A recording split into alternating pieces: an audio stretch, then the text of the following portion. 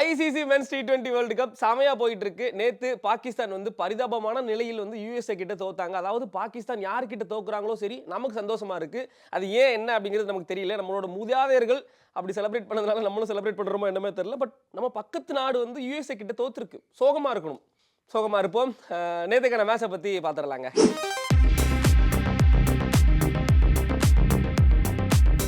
GUI இந்தியாவின் தலை சிறந்த vernacular edtech brand skilling everyone everywhere. அதாவது இந்த வேர்ல்டு கப்பை பொறுத்த வரைக்கும் நிறைய ஆச்சரியமான நிறைய சூப்பரான மேட்டர் எல்லாமே நடந்துட்டு இருக்கு. ஏன் அப்படின்னா உணவுக்கே வழி இல்லாத Uganda team ICC men's T20 world கப்குள்ளே இருக்கிறாங்க. உணவுக்கே வழி இல்லாத உகாண்டாங்கிறது நான் எங்கேயோ ஒன்று படித்தேன்.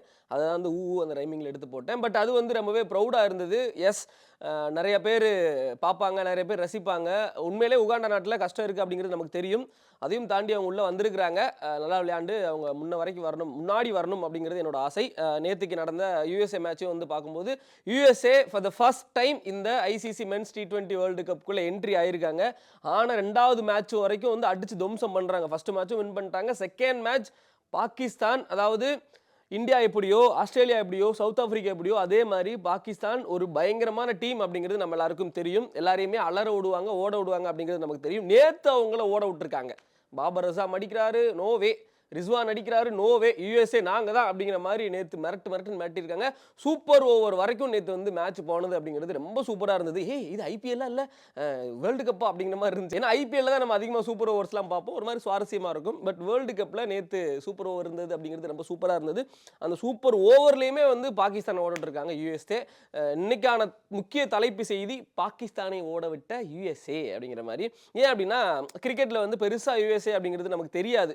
அமெரிக்கா வந்து கிரிக்கெட்டில் ஃபேமஸான அணி அப்படின்னு கேட்டிங்கன்னா தெரியாது. யூஎஸ்ஏல ஒரு கிரிக்கெட் அணி இருக்கிறதே யாருக்குமே தெரியாது. ஸோ அவங்க தான் வந்து நேற்று அடிச்சிருக்கிறாங்க. அதுலேயும் முக்கியமாக ஒரு பயங்கரமான இந்தியா ரிவெஞ்சுமே வந்து அதில் கம்ப்ளீட் ஆயிருக்கு. ஏன் அப்படின்னா என்னங்க யூஎஸ்ஏக்கும் பாகிஸ்தானுக்கும் தானே மேட்ச், இதில் எங்கே இந்தியா வந்துச்சு அப்படின்னு கேட்டிங்க அப்படின்னா எஸ், அதில் நேற்று சூப்பர் ஓவர் போட்ட நெட்ரவால்கர் அப்படிங்கிற ஒரு பவுலர் வந்து பார்த்தீங்க அப்படின்னா இந்தியாவை சேர்ந்தவர். அவர் அண்டர் 19 இந்தியாவுக்காக விளையாடி இருக்காரு. பாகிஸ்தான் கூட விளையாடும் போது அந்த இதில் பாகிஸ்தான் வின் பண்ணியிருக்காங்க. மனுஷனுக்கு அதுக்கப்புறம் பெரிய லெவலில் வாய்ப்பு கிடைக்கல. யூஎஸ்ஏ போகிறாரு, அங்கே படிக்கிறாரு, அங்கேயே ஒரு சிட்டிசன்ஷிப் எடுக்கிறாரு, அந்த கிரிக்கெட் விளையாடுறாரு, யூஎஸ்ஏ டீமில் விளையாடுறாரு, நல்லா விளையாடுறாருப்பா, உள்ளதுக்கு போடுங்க அப்படிங்கிற மாதிரி உள்ளதுக்கு போட்டிருக்காங்க. நேற்றுக்கான அந்த ரிவெஞ்சை வந்து கம்ப்ளீட் பண்ணியிருக்காரு பாகிஸ்தானுக்கு அகெயின்ஸ்டா. தல, பிரபு, ஹரிராம் கிருஷ்ணா, எங்கேயோ இருந்து எங்கேயோ கனெக்ட் ஆகுது. ஆமாம், இந்தியா வம்சாவளியை சேர்ந்தவர்கள் நிறைய பேர் வந்து நிறைய டீம்ல ஆடிட்டு இருக்கிறது நம்மளால பார்க்க முடியுது. உகாண்டால கூட 2 இந்தியா வம்சாவளியை சேர்ந்த கிரிக்கெட் பிளேயர்ஸ் வந்து விளையாடிட்டு இருக்காங்க. அந்த வகையில் யூஎஸ்ஏவோட கேப்டனுமே வந்து பார்த்தீங்க அப்படின்னா இந்தியா வம்சாவளியை சேர்ந்தவர். நேற்று அவர் வந்து ஒரு சூப்பரான ஒரு 50 நாக் ஆடினாரு பாகிஸ்தானுக்கு அகெயின்ஸ்டா. சரி, ஓகே, வள கொலவன்னு பேசாம நேற்றுக்கு வந்து பாகிஸ்தான் வந்து ஃபர்ஸ்ட் பேட்டிங் ஆடினாங்க. ஓகே, நமக்கு தெரியுமே இல்லையா, பாகிஸ்தான் ஒரு பயங்கரமான டீம், யார் வந்தாலும் தும்சம் பண்ணுவாங்க அப்படிங்கிற மாதிரிலாம் இருக்கு இல்லையா. யூஎஸ்ஏ பவுலிங் போடுறாங்க, ஆடுறாங்க, அவுட் ஆகுறாங்க, ஆடுறாங்க, அவுட் ஆகுறாங்க. என்னங்க நடக்குது நேற்றுக்கான மேட்ச்ல? பாகிஸ்தான் நீங்களா இது யூஎஸ்ஏ கிட்ட இப்படி அடி வாங்குறீங்களே அப்படிங்கிற லெவலுக்கு வர்றாங்க. ஒரு 6 அடிக்கிறாங்க, அவுட் ஆகிட்டு போறாங்க அப்படிங்கிற மாதிரி ரொம்ப பயங்கரமான டவுன் ஃபார்ம் அவுட்ல இருந்தாங்க பாகிஸ்தான். யூஎஸ்ஏ பவுலர்ஸ் எல்லாமே மிரட்டி விட்டுட்டு இருந்தாங்க. அந்த அடிச்சு 159 டார்கெட் அப்படிங்கிற மாதிரி தான் செட் பண்ண முடிஞ்சது. ஓகே, யூஎஸ்ஏக்கு அகைன்ஸ்டா 159 அப்படிங்கிறது வந்து ஈஸியாக சேசபிள் தானே. பாகிஸ்தான் பவுலர்ஸ் எல்லாமே வந்து பயங்கரமாக போடுவாங்க. அதிகமாக ஸ்பீட் பவுலிங்கில் இருக்கக்கூடிய one of the top team வந்து பாகிஸ்தான். அப்படியே ஒரு மாதிரி வெறியில் வந்து எறிவாங்க அப்படிங்கிற மாதிரி நமக்கு தெரியும். ஏன்னா பவுலிங் ரொம்ப ஸ்ட்ராங்காக இருக்கக்கூடிய டீம்ஸில் பாகிஸ்தான் அப்படிங்கிறது வந்து முன்னிலை வகிக்கும் எப்பவுமே. அப்படி பவுலிங் ஸ்பெல் இருக்கக்கூடிய பாகிஸ்தான் டீமே வந்து யூஎஸ்ஏ வந்து அடின்னு அடிச்சு பொழக்க விட்டு ஒரு மாதிரி ஸ்டார்டிங் வந்து ஒரு சின்ன லெவல் பார்ட்னர்ஷிப் வந்து பில்ட் ஆச்சு. அந்த ஃபர்ஸ்ட் பேட்ஸ்மேன் அவுட் ஆனதுக்கப்புறம் உள்ள வந்தாங்க, ஒரு பார்ட்னர்ஷிப் பில்ட் ஆச்சு. என்ன அப்படின்னா யூஎஸ்ஏவோட கேப்டன் மொனாங் பட்டேல் வந்து நின்றுட்டாருங்க. இந்தியா வம்சாவளியை சேர்ந்த யூஎஸ்ஏவோட கேப்டன் மொனாங் பட்டேல் நின்று ஒரு 50 அடிச்சு டீம் ஸ்கோரை வந்து ஒரு மாதிரி ஸ்டேபிளாக எடுத்துகிட்டு போனார்.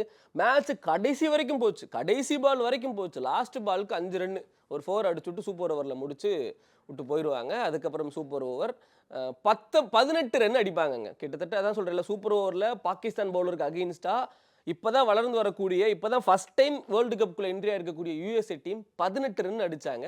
அந்த ரன்னை பாகிஸ்தான் பேட்ஸ்மேனாலையும் அடிக்க முடியல.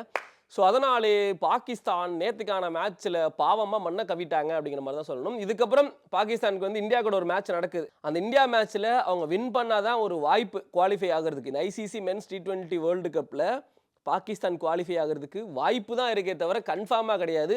ஆனால் யுஎஸ்ஏக்கு கிட்டத்தட்ட கன்ஃபார்ம் ஆகுதுங்க. என்னங்க நடந்துட்டு இருக்கு அப்படிங்கிற மாதிரி தான் யோசிக்க தோணுச்சு. இப்போ இந்த வருஷம் யுஎஸ்ஏ குவாலிஃபை ஆகிறதுக்கு அதிக வாய்ப்பு இருக்கு. பல வருடங்களாக இருக்கக்கூடிய பாகிஸ்தான் அணிக்கு வாய்ப்பு கம்மியாக இருக்குது அப்படிங்கிறத நினைக்கும் போது கொஞ்சம் பாவமாக தான் இருக்குது. ஏன்னா நிறைய அந்த சின்ன சின்ன டீம்ஸ் இப்போ சூப்பர் 20 போயிட்டு இருக்கு. அதில் ஃபில்டர் ஆகி தான் சூப்பர் 8க்கு வருவாங்க. நிறைய சின்ன சின்ன டீம்ஸ் பயங்கரமாக பெர்ஃபார்ம் பண்ணுறாங்க. அப்படி பார்க்கும்போது இந்தியா அயர்லாந்து அடித்தாங்க. அயர்லாண்டுலாம் உள்ளே வர்றதுக்கு வாய்ப்பு கொஞ்சம் கம்மியாக தான் இருக்குது. ஆனால் யுஎஸ்ஏ உள்ளே வர்றதுக்கு அதிகப்படியான வாய்ப்புகள் இருக்குது. பாகிஸ்தான் இந்த T20 மென்ஸ் வேர்ல்டு கப்பை விட்டு வெளியில் போகிறதுக்கும் அதிகப்படியான வாய்ப்பு இருக்குது அப்படிங்கிறது தான் ஒரு சோகமான விஷயம். அடுத்ததாக பாகிஸ்தான் வர்சஸ் இந்தியா மேட்ச் இருக்குது. கண்டிப்பாக இந்தியா அதை ஜெயிச்சு டேபிளில் ஃபர்ஸ்ட் பிளேஸ் போகணும் அப்படிங்கிற மாதிரிலாம் நினைப்பாங்க. பாகிஸ்தான் எப்படியாவது ஜெயிச்சு லாஸ்ட் பிளேஸாவது வந்துடணும் அப்படிங்கிற மாதிரி நினைப்பாங்க. ஸோ அந்த போட்டி பயங்கர டஃப்பாக இருக்க போகுது. குரூப் ஏல நடக்கக்கூடிய இந்தியா வர்சஸ் பாகிஸ்தான் மேட்ச் பயங்கர டஃப்பாக இருக்க போகுது. கண்டிப்பாக அதில் பாகிஸ்தான் ஜெயிச்சே ஆகணும் அப்படிங்கிற ஒரு பயங்கரமான கட்டாயமும் இருக்குது. ஜெயிச்சா மட்டும்தான் உள்ள, இல்லைனா நீ வெளியே அப்படிங்கிற மாதிரி இருக்குது. இந்தியாவுக்கு தோத்தாலுமே பிரச்சனை இல்லை, அவங்க எப்படியாவது உள்ளே வந்துடுவாங்க அப்படிங்கிற மாதிரி தான் ஒரு சூழ்நிலை நிலவிட்டு இருக்கு. பார்க்கலாம் பாகிஸ்தானுக்கு இருக்கக்கூடிய அந்த ஒரு வாய்ப்பை பயன்படுத்தி குவாலிஃபையர் ஆவாங்களா. என்னப்பா பாகிஸ்தானை பற்றி இவ்வளோ பாவமாக பேச வச்சிட்டீங்க, நல்லா விளையாடுங்களா டேய், நல்ல டீம் தானே, நல்லா விளையாடுங்களேன், நானே அவங்கள பற்றி பாவமாக பேசுகிற அளவுக்கு நீங்கள் ஆளாயிட்டீங்களா அப்படிங்கிற மாதிரிலாம் எனக்கு கொஞ்சம், நான் அந்த வீடியோலாம் நீங்கள் பார்க்க போகிறது இல்லை, பட் இருந்தாலும் சும்மா ஒரு மாதிரி ஜாலிக்கு ஒரு மாதிரி அந்த against opposite team, enemy team அந்த வன்மத்தெல்லாம் கக்கலாம் அப்படிங்கிற மாதிரி நான் கக்கி கொண்டிருக்கிறேன். எப்படியா ஜெயிச்சு உள்ளே வந்துருங்க. அப்போ தான் அந்த பேட்டில் அப்படிங்கிறது பூர்த்தியாகும். அந்த ஃபைட் அப்படிங்கிறது நல்லாயிருக்கும். ஏன்னா இந்தியாவும் யூஎஸ்ஏவும் போதுனா பெரிய லெவலில் சுவாரஸ்யம் இருக்காது. இந்தியாவும் அயர்லாண்டு போதுனா பெரிய லெவலில் சுவாரஸ்யம் இருக்காது. இந்தியாவும் உகாண்டாவும் போதுனா பெரிய லெவலில் சுவாரஸ்யம் இருக்காது. இந்தியாவும் பாகிஸ்தான் போதுனா மட்டும்தான் பெரிய லெவலில் சுவாரஸ்யம் இருக்கும். என்ன இருந்தாலும் பாகிஸ்தான் எப்படியாவது குவாலிஃபை ஆயிடணும். ஏன்னா அவங்க வந்தால் தான்ப்பா மேட்ச் ஒரு மாதிரி சுவாரஸ்யமாக இருக்குது. எப்படி ஐபிஎல்ல சிஎஸ்கே வர்சஸ் மும்பை மேட்சை அவ்வளோ ஆக்ரோஷமாக பார்க்குறோமோ அதே மாதிரி இந்த மாதிரி பாகிஸ்தான் இந்தியா மேட்சை நம்ம பயங்கரமாக பார்ப்போம். ஏன்னா நம்ம ஊர்லேயே நிறைய பேர் பாகிஸ்தானுக்கும் சப்போர்ட் பண்ணுறாங்க, இந்தியாவுக்கும் சப்போர்ட் பண்ணுறாங்க. இந்தியாவுக்கு தான் அதிகமாக சப்போர்ட் பண்ணுவாங்க.